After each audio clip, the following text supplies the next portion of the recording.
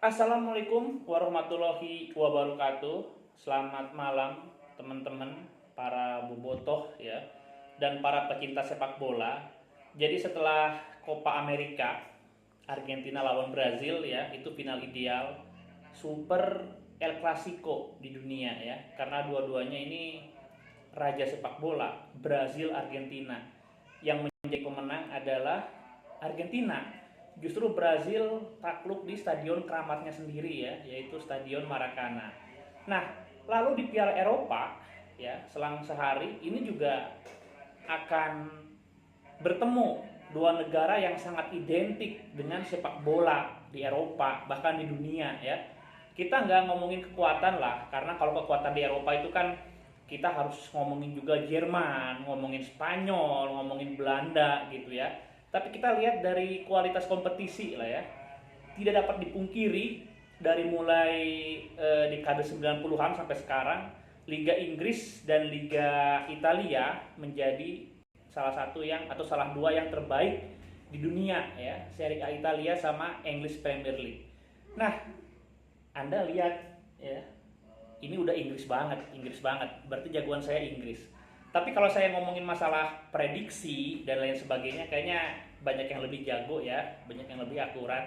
Nah, kita akan ngomongin sesuatu dari sepak bola Inggris ini yang bisa nyambung lah sama sepak bola Bandung. Apa itu? Yaitu tentang supporternya ya, tentang supporternya dan tentang hooliganisme. Saya akan cerita sedikit tentang betapa hooliganisme di Inggris ya, itu juga menginspirasi dinamika supporter sepak bola di Bandung ya, di tahun 90-an. Satu yang perlu diingat, tahun 90-an, awal 2000-an itu beda dengan sekarang ya. Sekarang teman-teman apa-apa tinggal cross check, buka Google, googling, kalau nggak lihat Instagram, nyari akun-akun yang relevan ya. Zaman dulu mah nggak ada, internet aja susah zaman dulu ya. Jadi otomatis kalau misalkan mau mendapat inspirasi lalu pengetahuan apa ya, baca nonton gitu ya, nggak kayak sekarang gitu. Sehingga nanti apa yang saya ceritakan bisa jadi juga udah nggak relevan ya, bisa diperdebatkan. Makanya jaminan yang bisa saya sodorkan sekarang adalah bahwa semua ini yang saya alami ya, yang saya alami gitu. Nah teman-teman, pertama-tama kita harus memahami dulu kenapa sih hooliganisme ini menjadi unik dan khas di Inggris ya. Karena kalau kita artikan tentang perusuh gitu, perusuh ya, perusuh itu kan banyak. Di olahraga lain juga ada perusuh, lalu juga demonstrasi buruh ada perusuh dan lain sebagainya. Tapi memang kalau hooliganisme, hooligan itu memang hanya disematkan ke supporter sepak bola ya, para perusuh atau pendukung tim nasional dan klub Inggris gitu. Itu ada sejarahnya. Sejarahnya adalah tragedi-tragedi yang besar ya, yang melibatkan para pendukung Inggris gitu. Piala Dunia, Piala Eropa, bahkan yang paling parah itu di kejuaraan Eropa ya, antara klub itu memakan korban jiwa itu. Kalau misalkan kita perhatikan yang dua yang paling gede aja ya, tragedi Hillsborough sama Heysel. Nah, Hillsborough sama Heysel, udah itu stigma hooligan Inggris itu buruk ya, perusuh, bikin onar dan lain sebagainya. Bahkan sampai dikucilkan. Anda bayangkan Inggris ini kan negara asalnya sepak bola, tapi malah dikucilkan di sepak bola Eropa gara-gara kelakuan supporter mereka gitu ya. Nah itu hooligan. Inilah bedanya ya, inilah bedanya bangsa yang beradab. Kayak di Indonesia ini kan masalah kerusuhan supporter juga terjadi ya. Tapi kalau di luar negeri, di Inggris gitu ya, kejadian buruk itu menjadi momentum untuk berbenah ya, menjadi momentum untuk berbenah. Kalem ada hela eureun heula. Ya, kita lanjutkan. Ya, pokoknya negara beradab kayak Inggris ya. Jadi kejadian buruk. Sekali lagi, Inggris tahun 80 menjelang 90 nggak kayak sekarang. Supporternya itu bikin stres, pemerintah dibikin pusing, dibikin malu ya. Kelakuannya parah ya supporter di Inggris itu. Nah, jadi jangan dibayangkan kayak sekarang ya. Jadi supporternya parah, tapi itu jadi momentum untuk sepak bola Inggris. Pemerintah juga turun tangan ya, dan akhirnya seperti yang kita lihat sekarang di Inggris. Jadi untuk meminimalisir ya kelakuan buruk dari hooligan itu, korban jiwa, ingat kan kayak Heysel gitu kan, masalah stadion ya, infrastruktur yang membuat orang tergencet kalau kerusuhan ya. Akhirnya ada revolusi terkait infrastruktur stadion. Sekarang di Inggris itu nggak pakai pagar pembatas loh ya, karena pagar pembatas itu memang secara psikis ya, itu kita bicara masalah keamanan dulu ya. Kalau keamanan ya jelas, kalau dari belakang rusuh kegencet orang bisa mati, bisa pingsan ya. Tapi secara psikis kalau kita nonton ya, nonton lalu kayak dikandangin gitu ya, kawat-kawat gitu, pagar, ya itu juga memang membuat kita nanti kelakuannya kayak hewan ya. Ini kalau saya lihat nonton Persib yang dipagerin kayak gitu kan di Stadion Siliwangi dulu ya. Ya memang kelakuannya itu kadang-kadang kalau misalkan jujur aja ya, kalau emosi ke wasit apa kita megang pagar yang paling depan goyang-goyang makanya sering bolong. Dilas lagi ya, jadi panpel bayar ke pengelola stadion perbaikan ya karena pagar begini-gini nih. Jadi memang kayak hewan gitu, kayak dikandangin kita ya, secara psikis lebih agresif gitu. Nah akhirnya stadion di Inggris udah nggak ada pagar lagi di depannya. Lalu single seat, nah itu dia single seat. Ini kaitannya dengan apa? Karena selain mengubah infrastruktur stadion jadi lebih beradab ya, pemerintah Inggris juga membuat regulasi untuk hooligan, untuk para supporter sepak bola. Namanya apa ya? Football Spectator Act ya, atau kita namanya Hooligan Act aja ya, Hooligan Act gitu. Jadi ini aturan-aturan khusus ya, membuat hooligan atau membuat para pendukung sepak bola di Inggris ini lebih tertib dan mereka terdata. Jadi masing-masing pendukung sepak bola itu harus terregistrasi. Mereka punya kartu ya, punya kartu terkait klub sepak bola yang mereka dukung. Mereka terdaftar sehingga mudah diidentifikasi, mudah dilacak, mudah dicari. Kalau ada apa-apa, oh si ini orangnya gitu ya. Makanya kalau setiap kali ada kejuaraan besar di negara-negara lain, biasanya pihak keimigrasian tuh merilis daftar cekal ya. Jadi para supporter yang masuk kategori hooligan bermasalah itu nggak boleh meninggalkan Inggris dan nggak boleh masuk ke negara tempat diselenggarakannya event. Gila nggak setertib itu ya Inggris menyikapi kejadian buruk di sepak bola. Ya kalau kita korban udah jatuh berapa puluh ya begitu-begitu aja ya, kayak sampai sekarang begini-begini aja. Kalau di Inggris beda gitu ya. Juga konsep single seat ya. Jadi dulu tuh di Inggris ya mirip kayak sekarang di Indonesia ya. Ada beberapa stadion yang masih ada tribun kayak tribun berdiri gitu ya. Lalu juga semen gitu ya. Dulu masih ada di Inggris. Nah sekarang ini konsepnya adalah single seat. Karena apa ya itu? Karena mudah untuk mengidentifikasi siapa yang duduk di sini. Jadi kalau ada apa-apa gampang nyarinya gitu. Ini juga membuat jumlah penonton di dalam stadion lebih terkontrol ya. Karena kalau kayak Stadion Siliwangi misalkan ya, itu kan nggak ada tempat duduknya ya, bukan single seat. Wah itu repot karena nggak jelas jumlah pasti di stadion ada berapa orang. Tapi kalau single seat jelas ada berapa puluh ribu orang di stadion gitu ya. Nah pokoknya lain sebagainya lah. Intinya ada peraturan regulasi semacam Hooligan Act yang dibuat ya. Nah dulu itu siapa pencetusnya atau tokoh sentralnya dalam aturan-aturan ini adalah Perdana Menteri Inggris langsung, Margaret Thatcher. Pernah dengar ya? Jadi ini perempuan hebat, Perdana Menteri di Inggris. Anda bayangin di Inggris ya, negara yang seperti itu, Perdana Menteri perempuan, The Iron Lady ya. Jadi saking perkasanya ini perempuan dijuluki The Iron Lady. The Iron Lady ya, sudah berpulang Margaret Thatcher ya. Nah, jangan dikira Margaret Thatcher ini suka sepak bola, ya enggak juga mungkin ya. Maksudnya mungkin kalau misalkan nasionalisme ke tim Inggrisnya, tim nasional iya, cuma kalau dalam beberapa pendapat atau pandangan dia memang selalu berseberangan dengan para pendukung sepak bola. Makanya waktu Inggris disanksi tuh nggak boleh main di level Eropa ya nggak ada protes dari pemerintah Inggris, mungkin ya rasain aja itu, terima gitu kan konsekuensinya gitu ya. Nah oke, kita kembali ke Bandung ya. Saya itu mulai menonton Persib tahun 90-an dan saya bilang tadi di awal ketika itu nggak ada kayak sekarang ya, internet gampang nyari referensi apa nggak susah ya, nonton sekarang gampang streaming, mau file apapun gampang, dulu nggak ada ya. Jadi dulu itu kita nerima informasi itu terbatas, cuma dari koran, dari tabloid, sama tontonan-tontonan akhir pekan. Dulu ada dua istilah buat supporter yang sangat familiar ya, buat supporter tahun 90-an, yaitu tifosi.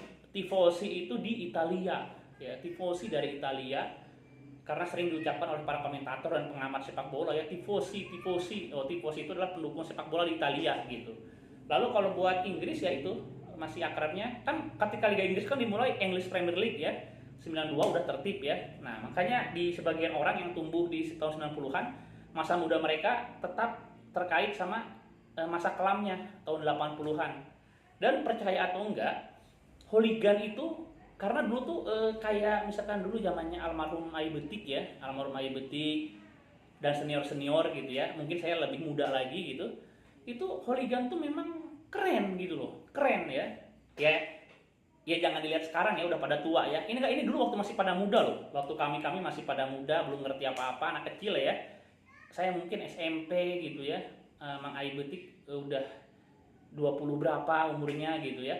Itu kan masa-masanya mencari jati diri ya, jati diri. Jadi nganggap tuh wah keren. Terus kadang-kadang ekspresif gitu ya. Nah, hooligan, perusuh ya. Terus identiknya kan berantem dengan polisi gitu ya, atau supporter lawan, itu keren malah. Anda bayangkan, keren malah itu ya. Makanya kalau misalkan lagi ngobrol-ngobrol, saya dulu sama almarhum Ai Betik, kami tuh malah terpesona loh, wah keren banget gitu ya. Kalau misalkan mendengar cerita tentang Mang Ai Betik yang ditahan di Komdak. Tahu Komdak? Komdak itu Polda Metro Jaya. Jadi waktu nonton di Senayan, Ai Betik gara-gara terlibat kerusuhan ditahan di Komdak ya, di Polda Metro. Lalu ada cerita tentang Kang Hendra Bule ya, ini juga salah satu pendiri Viking itu sempat dipukul sama polisi sampai berdarah mukanya, masuk koran juga, ada fotonya, coba di googling masih bisa gitu ya. Jadi hal-hal seperti itu malah keren, keren ya, namanya juga mencari jati diri gitu ya. Banyak kan, jadi banyak ya cara untuk aktualisasi umuran segitu ya. Ada yang lewat game motor, musik, apa, dan juga mungkin sepak bola gitu. Oh iya, tentang supporter Inggris, ini juga kan berkaitan dengan lifestyle ya, gaya hidup. Nah, gaya hidup itu yang setidaknya saya alami itu ada 3 hal. Kalau otomotif enggak lah ya, karena nggak ada duit saya kan, dari mana saya bisa ngejar apa modif motor apa, enggak ya. Nah, terkait Inggris itu ada 3, yaitu sepak bolanya ya, sepak bola. Tahun 90 itu mulai ada replika-replika jersey-jersey ya, kostum-kostum pada pakai tuh. Jadi sepak bolanya, lalu musik. Nah, musik ya, musiknya juga mulai ada Oasis, Blur ya dari Inggris itu.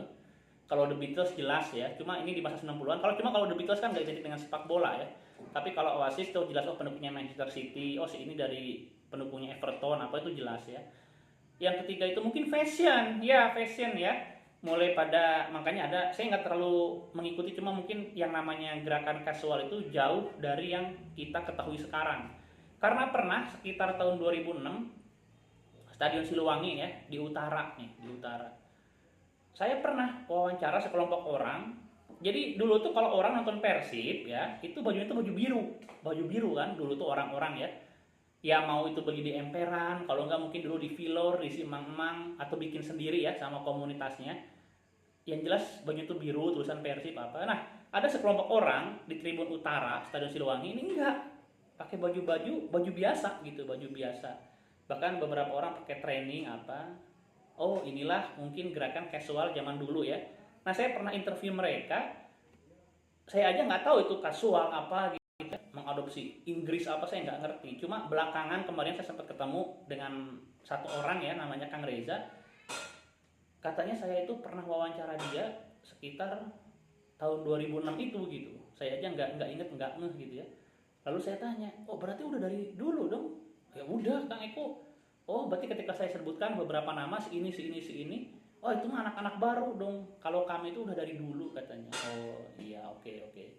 Nah, lalu berikutnya, kenapa Bandung ya itu mengadopsi begitu cepat gitu ya? Ya karena kultur kan, kultur juga masalah musik ya, fashion, musik sama sepak bola itu kan sama-sama tumbuh pesat di Bandung ya. Dulu tuh ada film namanya Green Street Hooligan, itu terkenal banget tuh di kalangan supporter sepak bola yang masih muda-muda ya. Green Street Hooligan. Lalu ya dari musik-musik, tontonan-tontonan gitu ya. Makanya banyak yang namanya itu apa ya, namanya mengidentifikasi, kalau nggak mengadopsi, kalau nggak menganggap diri mereka itu hooligan, hooligan versi Indonesianya, versi Bandungnya. Sebetulnya agak lucu juga gitu, karena hooligan itu kan di luar negeri itu kan bukan sesuatu yang keren, bahkan cemoohan, ejekan sebetulnya kan buat para perusuh ya. Hooligan itu para perusuh jelema terbalik, tebener masuk daftar cekal ya. Nah kalau di Bandung, ya entah di kota lain, saya ngomong di Bandung ya, itu malah menjadi semacam tren ya. Wah hooligan Bandung, itu kan sama dengan dari awal mereka menstigma diri mereka itu jelek, orang-orang nggak bener gitu ya. Tapi ya itulah namanya tren ya, karena agak sulit juga kan menerima kultur itu. Kadang-kadang kita setengah-setengah ya, budaya infiltrasi itu setengah-setengah, nggak utuh gitu ya. Makanya apa ya, ada yang ngaku hooligan ya, tapi ya tertib gitu ya, tertib. Ngomong di mana ah? Di hooligan, di hooligan Bandung. Namina saha? Ujang, Asep, Entis gitu ya, Kosasi gitu. Santun-santun baik-baik gitu, boro-boro merusuh gitu ya. Itu mah sebetulnya bukan hooligan gitu ya. Mungkin cuma pada bikin baju aja ya hooligan biar keren gitu. Oke, teman-teman, ini udah berapa menit? Anjir, 16 menit, gila. Kelamaan ini ya. Oke, gitu aja ya. Jadi sekali lagi final nanti saya mendukung Inggris ya. Football is coming home. Ada yang tahu istilah itu? Football is coming home itu tahun 96 ketika Jerman juara di Piala Eropa yang diselenggarakan di Inggris gitu ya. Karena Inggris ini walaupun ibunya sepak bola gitu ya, negara asal sepak bola, lalu liganya bagus gitu, cuma untuk masuk final Piala Eropa aja ini baru sekarang. Ini Anda bayangkan, juara dunia juga baru sekali ya. Baru-baru masuk final Inggris. Kalau Piala Dunia, Piala Eropa aja baru sekali ini gitu ya. Jadi bisa dibayangkan betapa nanti itu momentum pertandingan sangat ditunggu-tunggu gitu ya. Insya Allah Inggris juara. Kita udah keseringan lah ya. Oke, terima kasih Bapak. Assalamualaikum warahmatullahi wabarakatuh.